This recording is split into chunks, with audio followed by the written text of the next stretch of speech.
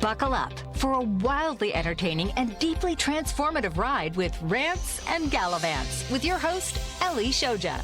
Hello and welcome to the first ever episode of Rants and Gallivants. We're going to go on a wild ride together every single show. You'll find out the insides of my head and you'll get some adventure and we'll get to rant together and then we'll get to talk about books because that's really what I do and I love it. So let's dive into today's rant. Today's rant is about why you're playing it freaking small, man. Like you're made for so much more and you're playing it small. Why are you doing that? Don't tell me. That's a rhetorical question. You're doing it because that's what we have been taught to do. I want you to just take a breath with that. Just acknowledge I'm playing it small. I'm in hiding. I am not living to my fullest potential. If you're like 99% of the people on this planet, that is what you're doing. And it is a tragedy because there is this incredible potential for expansion, for creation inside of you. What you are is literally the energy of creation individualized in human form, and yet you are limiting yourself. So this is our rant today. We gotta stop that. We gotta stop the limitations, stop with the playing it small, stop with the hiding. And that's essentially what this show is all about. Because what we will do is we will look at all of the ways that we do play small and all of the ways that we do not show up for ourselves and for those people that we love, and we don't show up for our children and for our parents, and we don't show up for the world. What are you plagued by? Are you plagued by insecurity, imposter syndrome? Is that why you're not stepping up? Are you thinking, who am I to have these ideas, to share my thoughts? What are you doing that is keeping you, that is stopping you from actually being this incredible potential for creativity that resides within you? Take a moment with me right now. Take a deep breath. Just suck it all in and then relax and let go. Just drop everything. And let's decide that whenever we get together on these calls, when we get together once a week, right? Let's decide that we will use this time to remember the incredible, powerful thing that we are. Make that commitment to yourself right now. I'm being accusatory, right? I'm saying you're playing it small. You're thinking, no, Ellie, I'm doing everything. I'm doing everything that I can, right? But the thing is, it's not your fault, right? It's not our fault when we go into hiding. It's the way the world around us conditions us from a very young age. It's when you go to school and you're asked to hide your shine. You're asked to hide what interests you. You want to play with this, and then they tell you, no, that's not good. You have to do X, Y, and Z. You start to internalize this idea that who you are and what you are is wrong, and then you have to hide who you are and what you are and be ashamed of it, and then show up in this other way. Right? So we got to dismantle that. Let's woo it up a little bit, because woo is where all the answers are. So let's talk about what it is that you are, what it is that resides within you. You are more than your physical body, period. End of sentence. We can all go home. That's it. You're more than your physical body. But what are you? A human being. You're a human being. You're human, which is having the physical experience of being inside this body. And then your human side has needs. You need to use the restroom. You need to eat. You need to clean yourself, right? You need to exercise, maintain the physical form. You got to do all of that stuff. The human part of you needs to exist in society. You need to make money and interact with other people and all of that stuff. And the human part of you also ages. There's a quantitative element to being human, right? You have an age, you have a job, you have ways that you describe yourself that are quantitative, right? So it's like, I have a degree in this and I've made this much money and I've worked in this field for these many years. We quantify things when we are very physical, right? But the physical is not the whole of you. In fact, the quality of your life, how you experience life, has nothing to do with any of that. You and I can be experiencing the same exact thing and having completely, vastly different experiences within that. One of us might be struggling and the other one might be thriving. One might be depressed, one might be happy, right? So what determines the quality of your life is the part of you that is actually not physical. It's the non-physical part of you. Is the, you can call it spirit, you can call it your soul, you can call it the universe, you can call it consciousness, you can call it God, you can call it Christ, you can call it Buddha, you can call it wisdom, you can call it knowledge, whatever you want to call it. It doesn't matter, but it's non-physical. And that part of you determines the quality of your life. Everything that you enjoy, joy, love, bliss, hope, excitement, all of these things cannot be quantified. They cannot be taught. Things that are quantified, you can teach people, right? You can say, hey, this is a verb and an adverb, and this is how you structure sentences, and these are letters, and you write words, and 2 + 2 is 4, and all of that can be taught. However, the things that bring you joy, the taste of chocolate cake, the first time you kiss your lover, the butterfly in your stomach when the person you have a crush on calls you. Can you teach those things? No. Can you even explain them in a way that someone else might experience them? No. Because these things need to be experienced in order to be learned, right? And that's essentially what you are, what this show is all about. It's all about unleashing you, right? Unleashing you. How do you unleash you? How do you actually show up as yourself?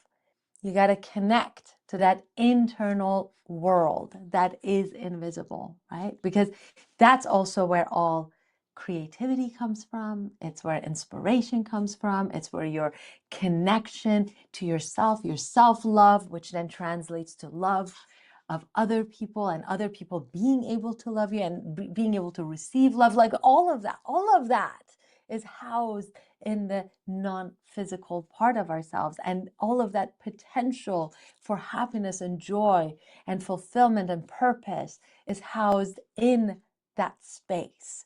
And that's the space that I love to explore. That's the space where everything that is created in this world that uplifts and expands, all of that comes from that space of upliftment, connection, and expansion inside of you. So that's us wooing it up.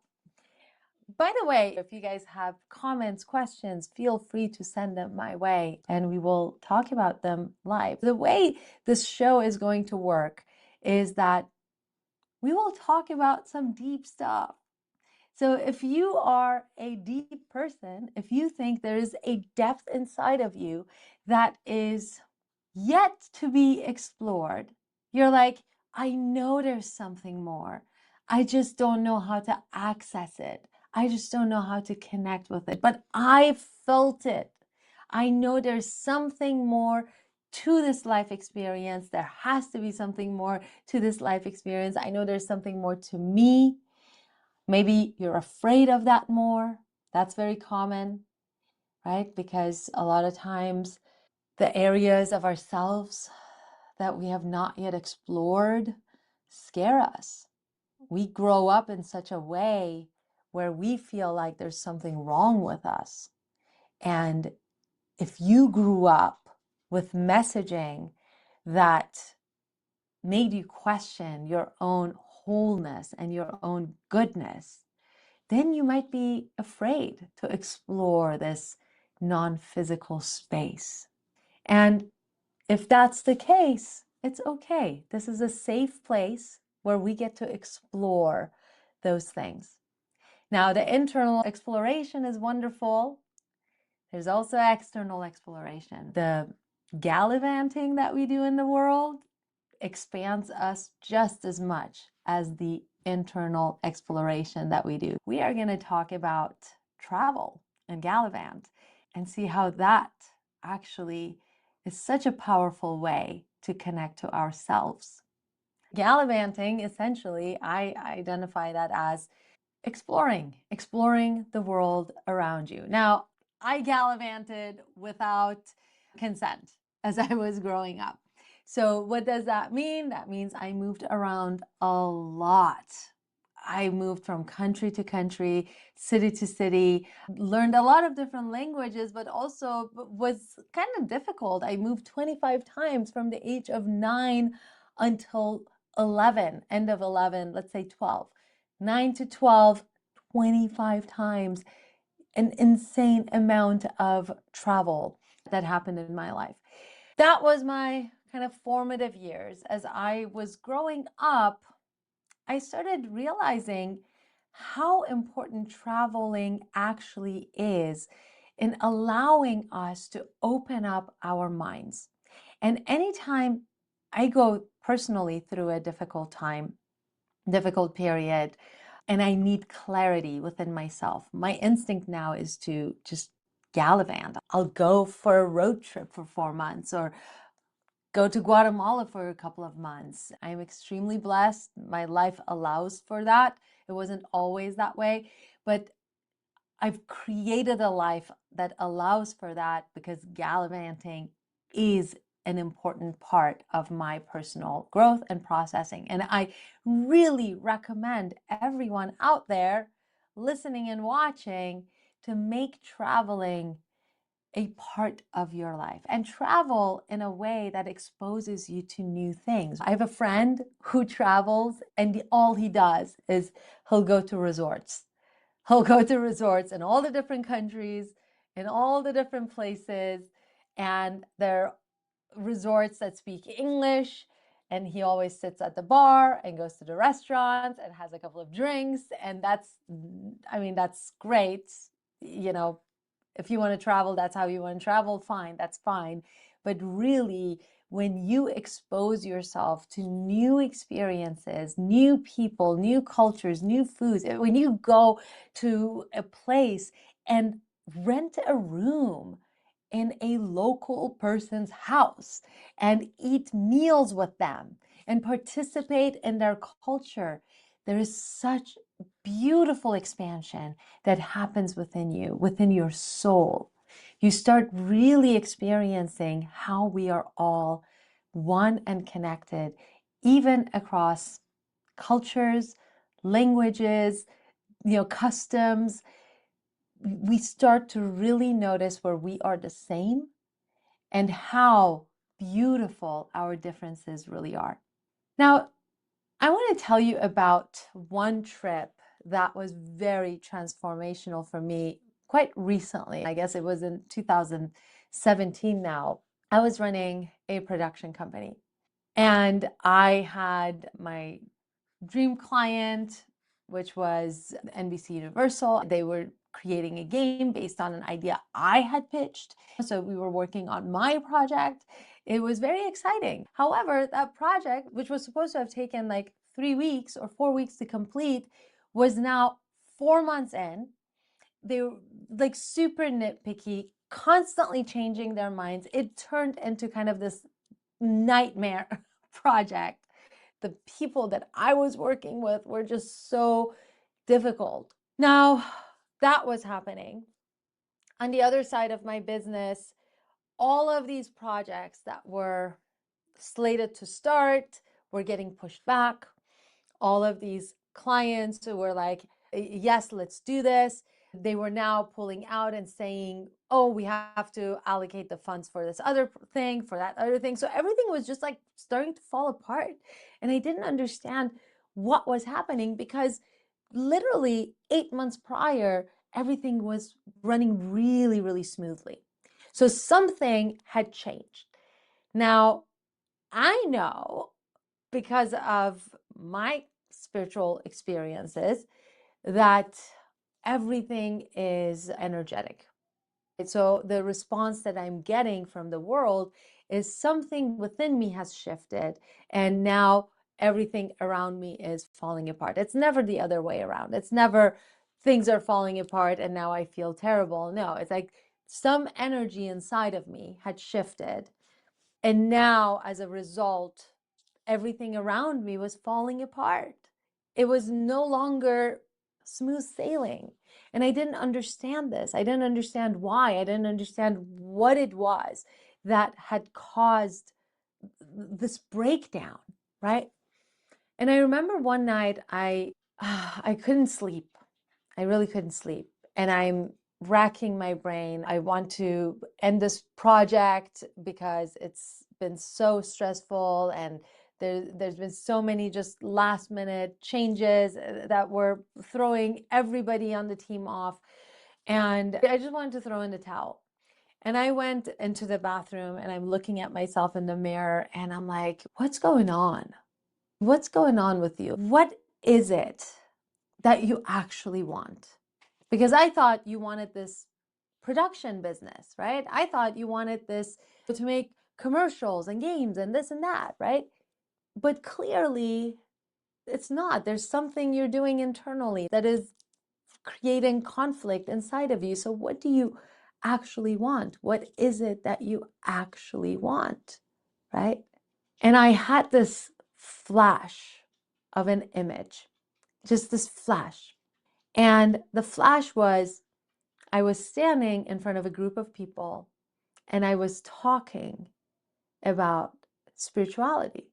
I was sharing spiritual ideas like I am with you right now. And that vision, and by the way, at this time, I had been hosting meditation parties. I recruited a friend of mine because I didn't feel qualified to do this. I recruited a friend of mine and we recorded 80 freestanding meditations together and put them out on Insight Timer. We had done all of this stuff. I'd done all of this stuff in the spiritual space, but I didn't feel like I could be standing there talking about this topic intelligently. I thought there's so many people who have better things to say than me, right? So I had this vision. I'm standing and I'm the one talking and sharing my ideas about spirituality. And that vision threw me in a tailspin. Like I literally just for the next 3 weeks I had this internal dialogue that said, well, who are you to talk on these topics? Why would anybody listen to you? Who cares about what you have to say? There are a million people far more qualified, right? I had this inner dialogue going rampant inside my brain. About 3 weeks later, we were at a friend's house. We had like a girls' weekend at a friend's house, and we had a fire ceremony, and we meditated and this and that, like all sorts of wooey stuff. And everyone is asleep. It's 4 a.m. Everybody is asleep in the house. There's like 4 or 5 of us, I think. And I was outside, wrapped in a blanket, staring at this fire, right? And I keep feeding the fire and I'm staring at this fire. And inside of me is this turmoil. We've had this magical evening and I still don't have peace. I still don't have any kind of clarity. I'm still fighting myself and I'm still staring into the fire. And suddenly this voice came into my head and it said, who are you to say no? That vision was not created in my brain by me alone. That vision was co-created by me and that greater expanded part of myself, that non-physical part of me. So who are you to say no to that? And I knew in that moment that I had to get out of my own way. I had to stop playing it small. I had to get out of my own way. And maybe the story you're hearing right now is resonating with you. And maybe in this moment, you're receiving the message, get out of your own way, stop playing it small.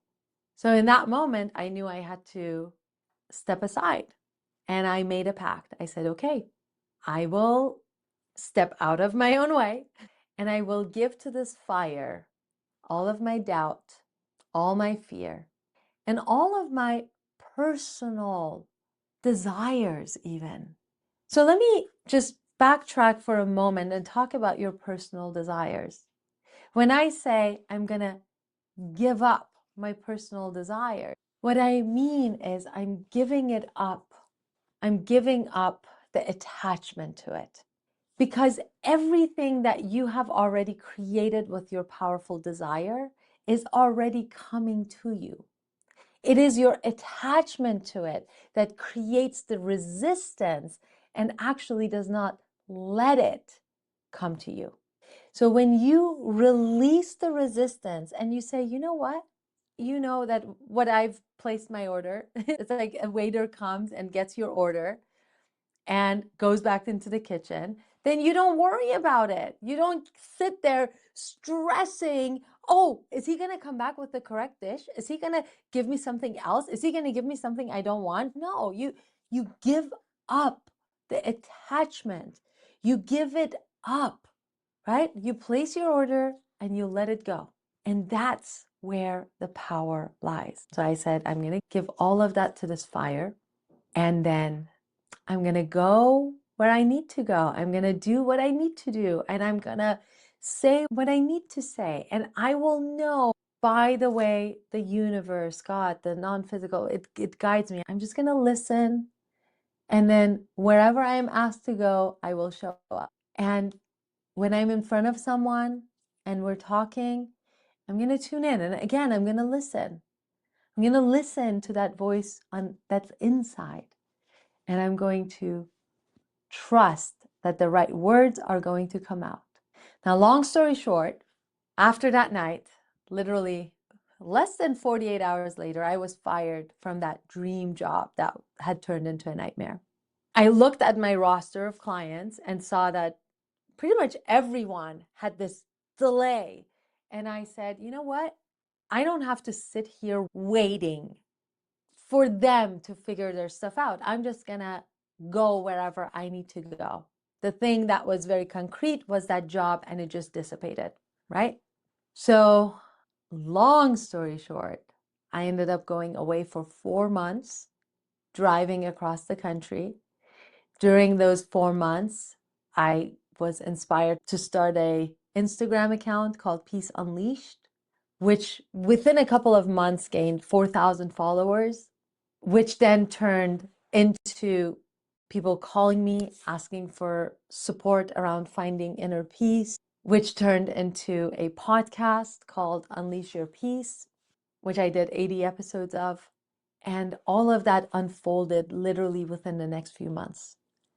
And then I went to Canada for 7 months, finished writing my novel, The 13th Planet, which was then released in 2019. So all of that happened. And the work that I did during that year, end of 2017 and all of 2018, 2018 was the year of my spiritual pilgrimage, right? So all of that work became the foundation of everything I have done since.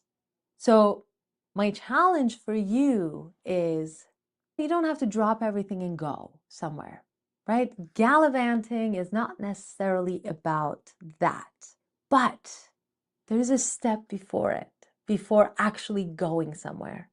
And that step is creating space within yourself to go, right? Create space within yourself, within your life. Maybe look around at your life right now and see where can I open up a little bit of space?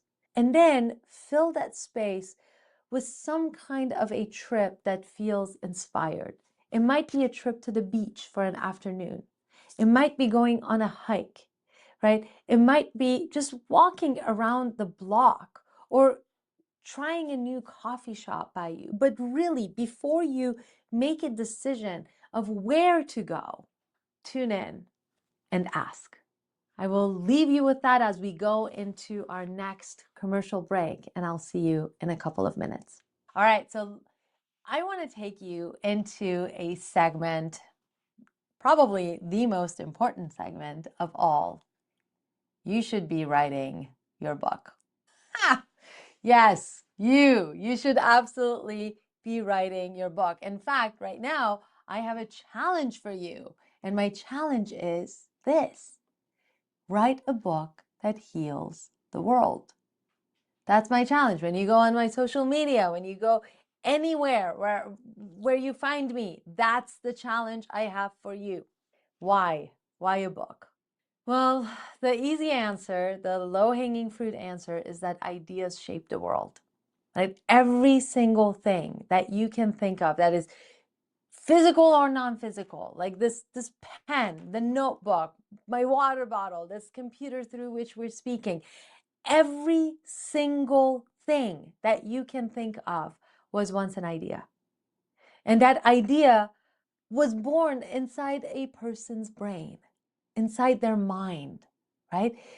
First, it was maybe just observations, and then it coalesced and coalesced, and all of a sudden it turned into an idea. Ooh, that I can do that. And then what did they do?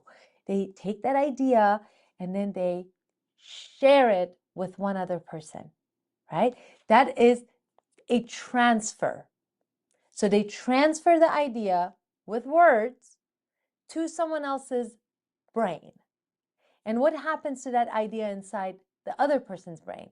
If it's communicated with clarity, it becomes a seed. It plants itself and then it grows.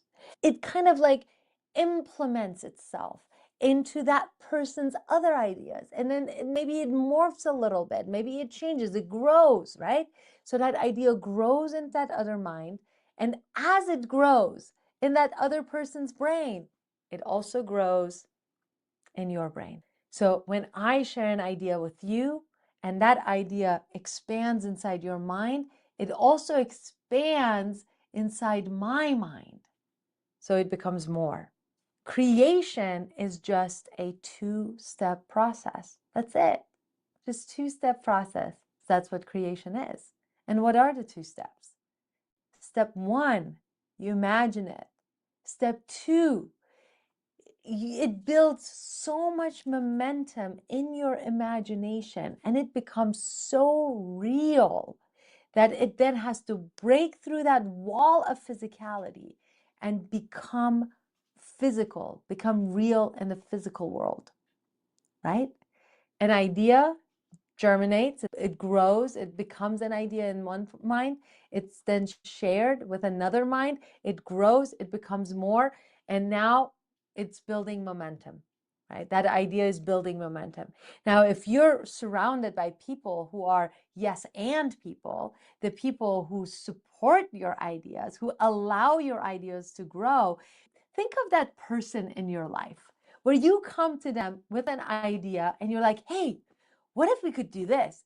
And they are that person who says, oh my God, that is amazing. Yeah. And then we could do this and then we could do that. Before you know it, within a half-hour conversation or a 1-hour conversation, you have this full-fledged, boom, beautiful, fully imagined thing that is so real now, right? So those people are magical beings in your life.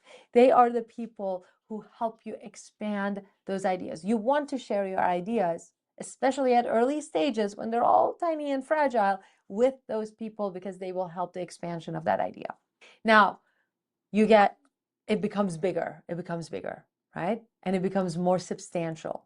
Now there's more momentum, there's more mass to that idea. Now it's shared with a bigger group and it's substantial. It again expands inside the bigger group's mind, and as a result expands inside my mind, and it becomes bigger, and eventually it becomes so big that it can no longer be contained in the non-physical space, and it has to become real in the physical world. That's how creation works. And now here's the thing. There is no better idea sharing device than a book. What happens when someone is reading your book? They're literally ingesting your words into their brain using their own voice. That's telepathy, as close to telepathy as we can get. That's as close to mind control as we can get.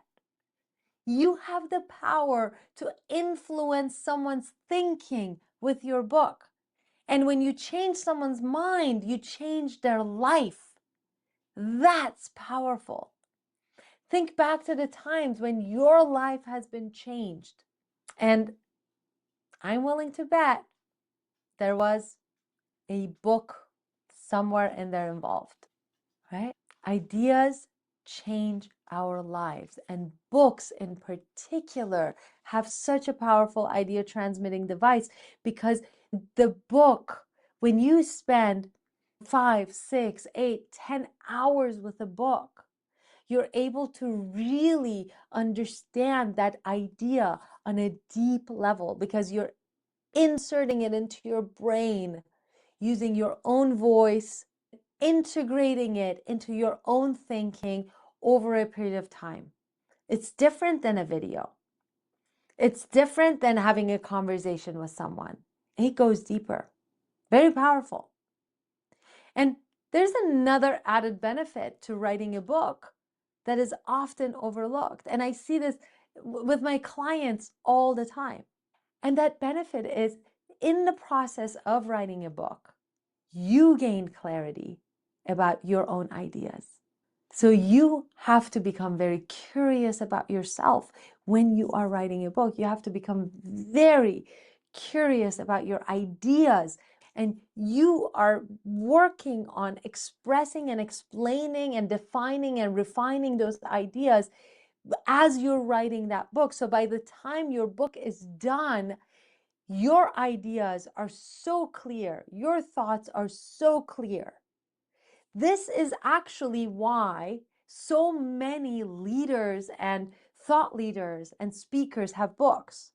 We think that a book gives them credibility. No, a book allows them to refine and define their ideas in such a way that they can communicate it with clarity, and then they go and do that, and that makes them a lot more effective on stages. This is why speakers who have books can charge more. They're able to express their ideas with more clarity. It's just what happens. It's literally a side effect of writing your book. And I see it because as I'm helping my clients write their books, even like a month or two into that process, they will go and redo their websites. They start getting more business. They start closing more deals. Why? Why does that happen? Because they're gaining more clarity. They understand their ideas on a deeper level. They connect with their own concepts, with their own unique point of view on a deeper level. They're able to access the stories that demonstrate their ideas more readily. They're able to tell these stories with more clarity because they've done it in their book. It's just a powerful, powerful thing that happens. And I really think that you should be writing a book. Now, I have an ulterior motive when I say that, right?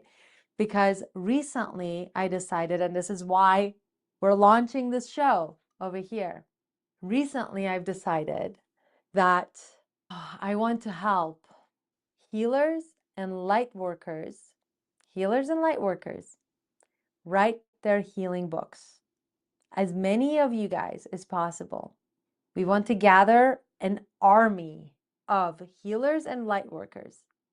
And if that's you, you really should be writing your book, because here's what's going to happen, right? This is the vision. And I want you to receive this vision, and if it's in alignment with what you're creating, please join. healers and light workers, your voice, your wisdom, your teachings need to exist in book form. To counter darkness, we need to show people how they can turn on the light within themselves. Because when darkness is present, when fear is present, then we are susceptible to fear-based programming. And there's a lot of fear-based programming in the world happening right now. And it is limiting us as a society. The solution, however, is not battle, because fighting, war, and peace are mutually exclusive. You will never get from war to peace. Impossible. The same way that you will never get from darkness to light. Impossible. What do you do when a room is dark? You turn on the light. You don't endlessly talk about the dark, because the dark becomes irrelevant when the lights are turned on. The dark stops to exist when the lights are turned on.